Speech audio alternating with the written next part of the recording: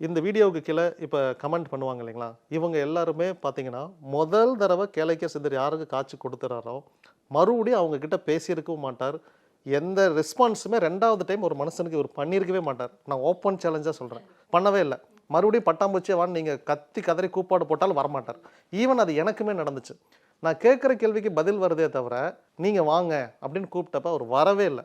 அப்படின்னா சம்திங்னா இவர் எங்கேயோ போகிறாரு. 2வது இந்த விபூதி வாசனைலாம் முதல்ல எனக்கு டெய்லி இருந்துச்சு. இப்போல்லாம் ஒரு 15 நாள், 30 நாள், 3 மாதத்துக்கு ஒருக்கா, எப்பயாவது ஒன்று தான் அப்படிங்கிற மாதிரி இருக்குது. சில சமயம் எனக்கே அடிக்காது, என் பையனுக்கு அடிக்கும். ஏன் நமக்கு அடிக்கல? ஒருவேளை நான் அந்த கர்மாவிலிருந்து மாறிட்டேனா? நான் அந்த ஃப்ரீக்வன்சி விட்டு வேறு ஃப்ரீக்வன்சி போயிட்டேனா? இந்த மாதிரி சந்தேகம்லாம் எனக்கு இருந்துச்சு.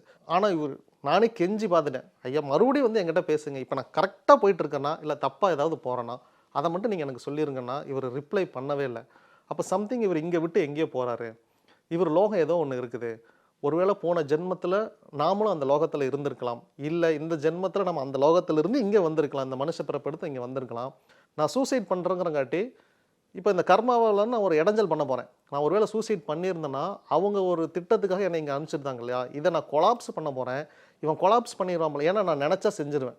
இந்த ஒரு கேரக்டர் என்கிட்ட இருக்கிறங்காட்டி இவன் முடிவு பண்ணிட்டான். அப்போ இவன் செஞ்சாலும் செஞ்சுருவான். இவனை போய் நம்ம காப்பாற்றிடுவோம் அப்படின்னு சொல்லிட்டு அவங்க இறங்கி வந்து என்னை காப்பாற்றிருக்கலாம். இப்படி இருக்கலாம். இது நான் உண்மைன்னு நான் சொல்ல, இப்படி இருக்கலாம். அதனால எனக்கு அவங்க ஹெல்ப் பண்ணியிருக்கலாம்.